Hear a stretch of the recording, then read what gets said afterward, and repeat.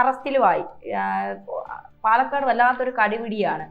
സുരേന്ദ്രൻ നിൽക്കുമെന്നൊക്കെ BJPയിലെ ചില വാർത്തകൾ പുറത്തു വരുന്നുണ്ട്. അതുകൊണ്ട് സുരേന്ദ്രനെതിരായി നിൽക്കാൻ വല്ലാത്തൊരു ആവേശമാണ് പലർക്കും. ഇപ്പൊ സന്ദീപ് വാര്യർ അടക്കം ഞാൻ വേണമെങ്കിൽ സുരേന്ദ്രനെതിരെ പാർട്ടി പറഞ്ഞാൽ ഞാൻ വേണമെങ്കിൽ ഒന്ന് മത്സരിച്ച് കാണിച്ചു തരാം എന്നൊക്കെ പറയുകയാണ്. അപ്പൊ ചെന്നിത്തലനെ മുളയിലെ അങ്ങ് നുള്ളി വെട്ടി വീഴ്ത്തി സന്ദീപ് വാര്യർ എന്നുള്ളതാണ്.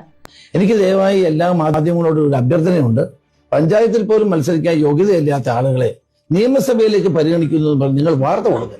വെറുതെ ആളുകളുടെ പേര് എടുത്തു കൊടുത്ത് വെറുതെ പല ആളുകൾ എന്റെ പേര് വന്നില്ല എന്ന് പറഞ്ഞാണ് ബഹളം.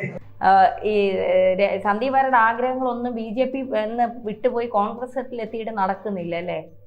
അല്ല, ഇത് തലവേദനയായിരുന്നു കോൺഗ്രസിന്. കാരണം സന്ദീപ് വാര്യരെ പുറത്താക്കി കോൺഗ്രസ്. ഇതിനകത്ത് ആരോ കൊണ്ടുവന്നു. പാലക്കാട് തെരഞ്ഞെടുപ്പ് സമയത്ത് അതിന് താല്പര്യമെടുത്ത ആൾ പ്രതിപക്ഷ നേതാവാണ്, VD സതീശനാണ്. അതുകൊണ്ടാണ് ഇപ്പോൾ രമേശ് ചെന്നിത്തല പറഞ്ഞത്, ഈയിടെ ഈ പഞ്ചായത്ത് ജയിക്കുന്ന ഏതെങ്കിലും ഒരുത്തൻ്റെ കാര്യം പറയും, ഇവനെ പോലുള്ളവനെയൊക്കെ നിങ്ങൾ ഈ പ്രധാനപ്പെട്ട കാര്യം പറയുന്നതിനകത്ത് പേരും കൊണ്ട് വരുന്ന നാണക്കേടില്ല, നാണമില്ല, പത്രപ്രവർത്തനം എന്ന് പറഞ്ഞിട്ട് നടക്കാനെന്നുള്ള രീതിയിൽ അതിൽ കൂടുതലൊന്നും പറയാനില്ല.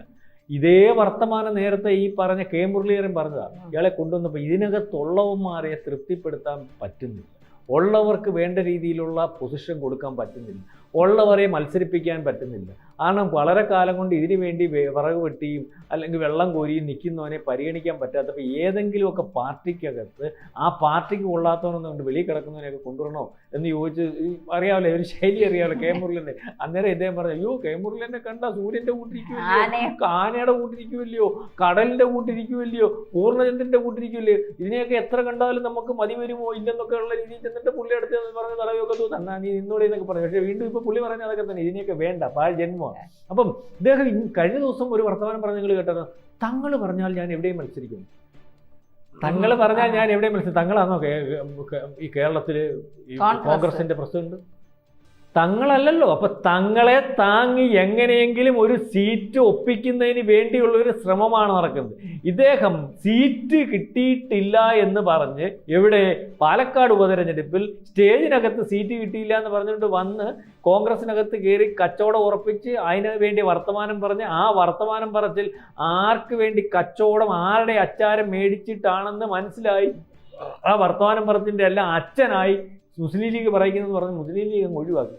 നമുക്ക് ആവശ്യമില്ലാത്ത പേര് എന്ന് പറഞ്ഞാൽ ഇസ്ലാമിസ്റ്റുകളുടെ വക്താവായിട്ട് നിന്നിട്ട് അവൻ്റെ കയ്യിൽ നിന്ന് പൈസ മേടിച്ചിട്ടുണ്ടെങ്കിൽ അല്ലെങ്കിൽ അങ്ങനെയൊക്കെയുള്ള ആക്ഷേപം മേടിച്ചിട്ടുണ്ടെങ്കിൽ അവരുടെ പോകും. നമുക്കതിനുള്ള ചിലപ്പോൾ മുസ്ലിം ലീഗ് മാറ്റി. അപ്പം മുസ്ലിം ലീഗുമായിട്ട് ചേർന്ന് നീണ്ടില്ലായിരുന്നു, കല്യാണത്തിന് പോകുന്നു, സുന്നത്ത് കല്യാണത്തിന് പോകുന്നു, മറ്റ് പലതിനും പോകുന്നു, അവിടെ നിൽക്കുന്നു, പിന്നെ മുസ്ലിം രാഷ്ട്രങ്ങൾ മുഴുവൻ സന്ദർശിക്കുന്നു, ഇങ്ങനെ നിൽക്കുമായിരുന്നു. അപ്പോഴെപ്പോഴും കുറച്ച് നാളും കൊണ്ട് അങ്ങോട്ട് അടുപ്പിക്കുന്നില്ല. കാരണം അവർക്ക് മനസ്സിലായി ഇതിനെ അടുപ്പിച്ചപ്പോൾ അല്ലെങ്കിൽ ഇതിനെ വിശ്വസിക്കാൻ കൊള്ളാത്തതാണ്. കാരണം ഇന്നലെ വരെ ഉപ്പും ചോറും തിന്ന് ഒരു പാർട്ടിക്കകത്ത് നിന്ന് ആ പാർട്ടിക്കാർ വിശ്വസിച്ച് സമരത്തിന് പോയാൽ തല്ലുകൊള്ളിക്കത്തില്ല, ജലപീരങ്കി വന്നാൽ മാറ്റി നിർത്തും കൊച്ചാട്ടനെ, എന്നിട്ട് ചാനൽ ചർച്ചയ്ക്കകത്ത് മാത്രം നിന്ന് ആ ഈ ലോകം അറിഞ്ഞു കഴിഞ്ഞപ്പോൾ ആ പാർട്ടിയെ ഒറ്റി, അതിനകത്ത് നരേന്ദ്രമോദിയെ ഒറ്റി, സർവാംഗത്തിനെ ഒറ്റി ഇപ്പുറത്ത് നിന്ന് കാര്യം പറഞ്ഞുകൊണ്ടിരിക്കുന്നത്. ഇവൻ നാളെ കാലത്തെ ഇതിനെക്കാട്ടി ഇച്ചിരി കാര്യങ്ങളൊക്കെ അങ്ങോട്ട് വെച്ച് കിട്ടാമെങ്കിൽ സീറ്റോ അല്ലെങ്കിൽ ഒക്കെ കൊടുത്താൽ അല്ലെങ്കിൽ നമ്മൾ കൊടുത്തതൊക്കെ വേറെ ആരെങ്കിലും ഇച്ചിരിയുടെ കൂട്ടിക്കൊടുക്കാൻ തയ്യാറായാലും അതിൻ്റെ കൂടെ പോകും. അതുകൊണ്ട് ഈ സാധനത്തിനെ വേണ്ട എന്ന് പറഞ്ഞ് ഇരിക്കുന്നൊരവസ്ഥ ഇപ്പോൾ KPCCയുടെ ജനറൽ സെക്രട്ടറി ആക്കിയിട്ടുണ്ട്. പുള്ളി ഈ 56 പേര്, 56, 66, 556 അതൊന്നും നമുക്കറിയത്തില്ല. അപ്പോൾ ഇദ്ദേഹം പാലക്കാട് വലിയൊരു കളിയാണ് കളിച്ചു. രാഹുൽ മാങ്കൂട്ടത്തിന് വേണ്ടി ആദ്യം അവിടെ ചെന്നപ്പോൾ ആദ്യ കേസിനകത്ത് രാഹുൽ രക്ഷപ്പെടുന്നൊരവസ്ഥ വന്നപ്പോൾ എല്ലായിടവും തവിഞ്ഞ് കോൺഗ്രസ് ഇത് വളരെ കൃത്യമായിട്ട് ഒതുക്കി ആരെങ്കിലുമൊക്കെ ചോദിച്ചാൽ കൈകാര്യം ചെയ്ത് വെച്ച സമയത്ത് അവിടെ ചെന്നിട്ട് പറഞ്ഞു രാഹുൽ മാങ്കൂട്ടം പീഡിപ്പിച്ചിട്ടില്ല. കാരണം വീണ്ടും മാധ്യമങ്ങൾ ഇതിൻ്റെ പുറകെ വന്നു പോയി. മനസ്സിലായി. രണ്ടാമത് ഇയാൾക്ക് ഒരു കേസ് വന്ന് ജാമ്യം എടുക്കുന്ന ഒരു അവസ്ഥ വന്നപ്പോൾ ഈ കേസുമായിട്ട് നമ്മുടെ രാഹുൽ ഈശ്വറിൻ്റെ കൂടെ ഇദ്ദേഹവും ചാടിക്കഴിഞ്ഞപ്പം ഈ കേസ് തെരുവിൽ വീണ്ടും പ്രശ്നമാക്കിക്കൊണ്ടിരിക്കുക, ചർച്ചയായിക്കൊണ്ടിരിക്കുക. അപ്പോൾ ജാമ്യം കിട്ടാത്തൊരവസ്ഥ വന്നു. അതായത് പാലക്കാട് സീറ്റിന് വേണ്ടി പുള്ളി അതിന് വേണ്ടി പരിശ്രമിക്കുന്നുണ്ടായിരുന്നു. പാലക്കാട് കോൺഗ്രസ് ഇനി രാഹുൽ മാങ്കൂട്ടം തീർന്നു കഴിഞ്ഞാൽ അടുത്തത് എന്നെ പരിഗണിക്കുന്ന രീതിയിലേക്ക് വരണം. അവസാനം പറഞ്ഞു ആവശ്യമില്ലാത്ത വർത്തമാനം രാഹുലിൻ്റെ ഭാഗത്ത് നിന്ന് ആരെങ്കിലും പറഞ്ഞ കെ മുരളീധരൻ പറഞ്ഞു. സൈബർ അറ്റാക്കും ഒക്കെ വന്നാണ് രാജ്മോഹൻ ഉത്താണ് വന്ന് എനിക്കെതിരെ സൈബർ അറ്റാക്ക് വന്നാൽ ഇതിൻ്റെ കാര്യം മൊത്തം എൻ്റെ വേണ്ടി മൊത്തം ഞാൻ പറയും. അന്നേരം ഇയാളെ ഒരു ഏതവൻ പറഞ്ഞാലും ഏത് പാർട്ടി പൊസിഷനിൽ പറഞ്ഞാലും രാഹുലിന് വേണ്ടി അല്ലെങ്കിൽ മറഞ്ഞു നിന്നിട്ട് സൈബർ പോരാളി എന്നുള്ള രീതിയിൽ അല്ലെങ്കിൽ ആ വിഷയം ഉയർത്തി കാണിച്ച് കോൺഗ്രസിന്റെ നേതാക്കന്മാരെ ഇല്ലായ്മ ചെയ്യാൻ ശ്രമിക്കുന്നതിന്റെ കൂട്ടത്തിൽ കോൺഗ്രസ് ആണെന്ന് പറഞ്ഞ് ആരെങ്കിലും ഒക്കെ നിപ്പുണ്ടെങ്കിൽ, പുതു കോൺഗ്രസ്സുകാരൻ നിപ്പുണ്ടെങ്കിൽ എല്ലാവരും ഇതിനകത്ത് പുറത്താക്കുമെന്ന് പറഞ്ഞു. പിന്നെ പുള്ളി മിണ്ടിയിട്ടില്ല. പുള്ളി വീണ്ടും വീണ്ടും ഇങ്ങനെ തപ്പി വരുന്നുണ്ട്. ഞാൻ എവിടെ പറഞ്ഞാലും മത്സരിക്കും, ഈ പറയുന്നത് പോലെ ഞാൻ പിണറായി വിജയനെതിരെ മത്സരിക്കും. പിണറായി വിജയനെതിരെ ആർക്കും മത്സരിക്കും? എനിക്കും മത്സരിക്കാം, തനിക്കും മത്സരിക്കാം. അവിടെ ചെന്ന് മത്സരിക്കും എന്ന് വെച്ചാൽ പുള്ളി, കാരണം സീറ്റ് ആരും പരിഗണിച്ചില്ലെങ്കിൽ സീറ്റിന്റെ തലത്തിലേക്ക് കൊണ്ടുവരുക. പുള്ളി തന്നെത്താനെ പറയുക, ഞാൻ മത്സരിക്കും, എനിക്ക് മത്സരിക്കാം, ഞാൻ MLA ആവും. അല്ലെങ്കിൽ എൻ്റെ അടുത്ത് പറഞ്ഞ ആര് പറഞ്ഞെന്നാ? ഏതാ ഇന്നലെ രമേശിന്റെ ഇതിൽ വെച്ച് ആരാടെയാ പറഞ്ഞേ? ഇവിടെ പഞ്ചായത്തിൽ പോലും ഇന്ന് ജയിക്കാത്തവന്റെ കാര്യമൊക്കെ പറഞ്ഞുകൊണ്ട് ഈ വലിയൊരു 2026 നടക്കുന്ന വലിയൊരു നിയമസഭാ തെരഞ്ഞെടുപ്പ് A ക്ലാസ് അല്ലെങ്കിൽ ലിസ്റ്റിലുള്ളവരുടെ പേരിന്റെ കൂട്ടത്തിൽ ഇതിനെയൊക്കെ കൊണ്ടുവരുന്നത് എന്തിനാ? അല്ലെങ്കിൽ അതിന്റെ അജണ്ട എന്തുവാ? നിങ്ങളൊക്കെ മാധ്യമ പ്രവർത്തനമാണെന്ന് പറഞ്ഞിട്ട് നിങ്ങളെപ്പറ്റിയൊക്കെ ഞങ്ങൾക്കൊക്കെ ഒരു വിചാരമുണ്ട്. ഇന്നെ ചർച്ച ചെയ്യുന്ന കാര്യത്തിനകത്തൊരു ക്വാളിറ്റി ഉണ്ടാവും. ഒരു ക്വാളിറ്റി ഇല്ലാത്ത കാര്യങ്ങൾ അതൊന്നും പരിഗണനയേ ഇല്ല. അപ്പൊ ആ പരിഗണനയേ ഇല്ലാത്ത സമയത്ത് ഒരു പക്ഷേ രാഹുൽ മാങ്കൂട്ട അദ്ദേഹത്തിന്റെ സമയദോഷം കൊണ്ടോ അല്ലെങ്കിൽ ചെയ്തിയുടെ ഗുണം കൊണ്ടോ അല്ലെങ്കിൽ ആരെങ്കിലും എന്തുമായാലും അയാളുടെ കാര്യം ക്ലീൻ ബോൾഡായി ആ സ്ഥാനത്തേക്ക് എത്തിച്ചേരാനാണ് പുള്ളി ആദ്യം ശ്രമിച്ചത്. ഇനി എത്തിച്ചേർന്നില്ലെങ്കിൽ ആരെങ്കിലും പറഞ്ഞാൽ എവിടെങ്കിലും ഒരു സീറ്റ് എങ്ങനെയെങ്കിലും ഒപ്പിച്ച് ഒരുപക്ഷെ മത്സരിക്കുന്നതിന് വേണ്ടി പുള്ളി തയ്യാറാകുന്നു. ഏതായാലും ഇദ്ദേഹത്തിന് സീറ്റ് കൊടുക്കുന്നതിന് കോൺഗ്രസിനകത്ത് ഒരുപക്ഷെ പാലക്കാട് അയാൾ ഈ പറയുന്നിടത്തായാലും തങ്കപ്പൻ എന്ന് പറഞ്ഞ DC പ്രസിഡന്റ് പറഞ്ഞ ഈ സൈസ് സാധനത്തിന് ഇവിടെ വേണ്ട, ഇവിടെ ഞങ്ങളൊന്നും പറഞ്ഞിട്ടില്ല, എവിടെ നോക്കിയാലും ഞങ്ങൾ വിളിക്കേണ്ടിടത്തും വിളിക്കാത്തടത്തും എല്ലാം വന്ന് കാര്യം പറയുക. ഈ ഇവിടുത്തെ പാർട്ടിയുടെ കാര്യമൊന്നുമല്ല പറയുന്നത്. ആരേൽപ്പിച്ച് KPCC ഏൽപ്പിച്ചാങ്കിൽ അത് പറയണം, ഞങ്ങൾക്ക് ഇതിനെപ്പറ്റി ഉത്തരവാദിത്തമില്ല, അതിനെ നിയന്ത്രിക്കണം എന്ന് പറഞ്ഞാൽ അവിടെ വേണ്ട. അവസാനം ആറന്മുള വന്ന് ഇവിടെ വന്നിടന്ന് അടി മേടിച്ച് നമ്മളില്ല, ഞാൻ ഒരാൾ പറയത്തില്ല, ഇന്ത്യയുടെ ഒരു മോഹനുണ്ട്, യൂത്ത് കോൺഗ്രസ് ജില്ലാ പ്രസിഡന്റ്, അവൻ ആ ആറന്മുള സീറ്റിന് വേണ്ടി ശ്രമിച്ചുകൊണ്ടിരിക്കും. പുള്ളി അത് ഉന്നം വെച്ചാൽ ഇങ്ങോട്ട് വന്ന് അവനാണെങ്കിൽ ഏത് കറുത്ത വണ്ടി കണ്ടാലും അതിൻ്റെ മുമ്പിൽ എടുത്തി ആടുക.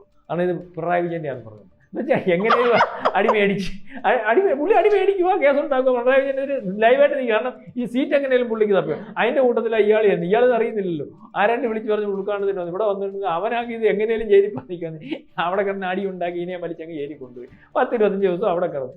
ഇറങ്ങിയപ്പോൾ ആരും നോക്കാനില്ല. ഇങ്ങനെയൊക്കെ പല രീതിയിൽ പുള്ളി കാര്യങ്ങൾ ഓപ്പറേറ്റ് ചെയ്യുന്നുണ്ട്. ആരാണ്ട് പറഞ്ഞ ആറന്മുള നോക്കിക്കോ, നേരത്തെ ആറന്മുള ഒരു ലക്ഷ്യം വെച്ച് ഉണ്ടായിരുന്നു. അപ്പൊ അവിടെ എങ്ങും എവിടെങ്കിലും പണ്ട് വലിയ അഭ്യാസി പറഞ്ഞോലേ, അഭ്യാസി വീട്ടിൽ ചെന്ന് അടി മേടിച്ച് പൊച്ചം തിരിഞ്ഞാൽ ചെന്നെ. കാരണം പെണ്ണുമ്പിള്ളയുടെ ചെന്ന് പെണ്ണുമ്പിള്ളയുടെ രാവിലെ തൊട്ട് വൈകുന്നേരം പറയാം, ഞാൻ ഇന്നാളെ അടിച്ചിട്ടുണ്ട്, ഇവിടെ വീണിട്ടുണ്ട്, ഞാൻ വലിയ അഭ്യാസിയാണ്, എന്നെ കണ്ട എല്ലാവരും വിടയ്ക്കും മൂത്രം ഒഴിക്കും എന്നൊക്കെ പറയും ഈ അഭ്യാസി. അപ്പം ഒരു നോക്കിയപ്പോൾ അടി കൊണ്ട് പൊച്ചം തിരിഞ്ഞു, മുഖത്തൊക്കെ ഈ നമ്മൾ കൈ കൊണ്ടടിക്കുമ്പോൾ പാട് വരത്തില്ല. അതെ രീതി വന്നു, കൊച്ചാട്ടൻ വീട്ടിൽ വന്നിരിക്കുന്നത് പറഞ്ഞു, എന്തോ ചേട്ടാ എന്തോ പറ്റി ആരുണ്ട് അതെന്താ അഭ്യാസമൊക്കെ അറിയാവുന്ന എല്ലാ ചിട്ടയും പഠിച്ചിട്ട് എല്ലാവരും തല്ലുന്ന, അല്ലെങ്കിൽ ഈ മല്ലനില്ലേ എന്ന് ചോദിച്ചിട്ടുണ്ട്.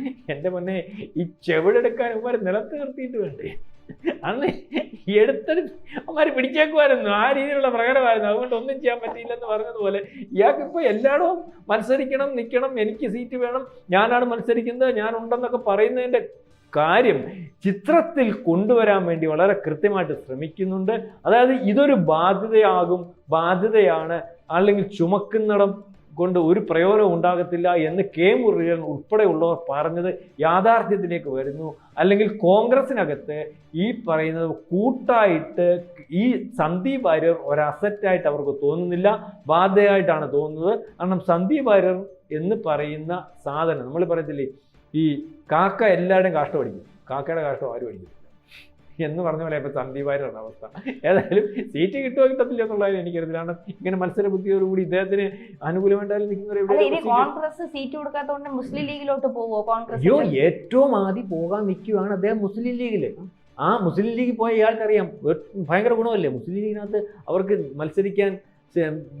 മത്സരിക്കുന്നവരൊക്കെ ജയിക്കുന്ന സീറ്റുകളാണ്, അല്ലെങ്കിൽ അത്രയ്ക്ക് സ്ട്രൈക്കിംഗ് റേറ്റുള്ള പാർട്ടിയാണ്. നമ്മൾ എത്ര പറയുമ്പോഴും അവർക്ക് അവർ നിൽക്കുന്നിടത്തും അവരുടെ ഭാഗമായിട്ട് നിൽക്കുന്ന പ്രദേശങ്ങളിലൊക്കെ എന്ന് പറഞ്ഞാൽ അവർക്ക് പാർട്ടിയുണ്ട്, സംവിധാനമുണ്ട്, ജയിക്കുന്നിടത്തും. ജയിക്കാത്തതെന്ന് പറഞ്ഞാൽ നമ്മുടെ ഈ പുല്ലൂര് അല്ലെങ്കിൽ ഇങ്ങോട്ട് വടക്കോട്ട് അവിടെ ഏരിയ ജയിക്കും. അപ്പം ഇയാൾ വിചാരിക്കുന്നത് മുസ്ലിം ലീഗായ ഏത് ലീഗായാലും കുഴപ്പമില്ല, ഏത് വേഷവും ഞാൻ കെട്ടാം, എനിക്കൊരു MLA ആവണം, 10 പൈസ ഉണ്ടാക്കണം, 10 തുട്ടുണ്ടാക്കണം എന്നുള്ളൊരു ആഗ്രഹമാണ് ഉള്ളത്. അതിനുവേണ്ടി അങ്ങോട്ട് തങ്ങൾ പറഞ്ഞാൽ ഞാൻ എവിടെയും മത്സരിക്കും, തങ്ങൾ പറയുന്നത് മുസ്ലിം ലീഗിനോട്ടങ്ങനെ മത്സരിച്ചോളാൻ എങ്ങാനും പറയുമെന്നായിരിക്കും. എന്തായാലും ഇപ്പോൾ രമേശ് ചെന്നിത്തല പറഞ്ഞ് ഈ പാഴ്വസ്തുവിൻ്റെ കാര്യമൊക്കെ പറയാതെ ഡീസൻ്റുള്ള കാര്യം ചോദിക്കും, മറുപടി പറയാം എന്നുള്ള രീതിയിലേക്കാണ് അത്രയും വർദ്ധാനം പറഞ്ഞിരിക്കുന്നത്. ഏതായാലും സന്ദീപ് വാര്യരുടെ കാര്യത്തിൽ പഴയതുപോലെ ഇപ്പൊ പഴയ പോലെ ഒന്നും അല്ല, കാണുന്നില്ല. കാണുന്നില്ല. എന്തിനും അഭിപ്രായം പറയാം. ഇപ്പൊ അഭിപ്രായം പറച്ചിലൊക്കെ നിർത്തിയിട്ടുണ്ട്. അതിന്റെ അർത്ഥം എന്ന് പറഞ്ഞാൽ കൃത്യമായ നിയന്ത്രണം സന്ദീപ് വാര്യർക്ക് പാർട്ടിക്കകത്തു നിന്ന് കോൺഗ്രസിനകത്തു നിന്ന് ഉണ്ടായിട്ടുണ്ട്. ഇനിയും പാർട്ടി അറിയാതെ, പാർട്ടി പറയാതെ ഒരുപക്ഷെ പ്രതികരിച്ചാൽ പാർട്ടിക്കകത്ത് ഉണ്ടാകുന്ന ഒരവസ്ഥ ഇല്ല എന്ന് കോൺഗ്രസ് പാർട്ടി പറയണമെങ്കിൽ സന്ദീപ് വാര്യരുടെ അവസ്ഥ. അതെ.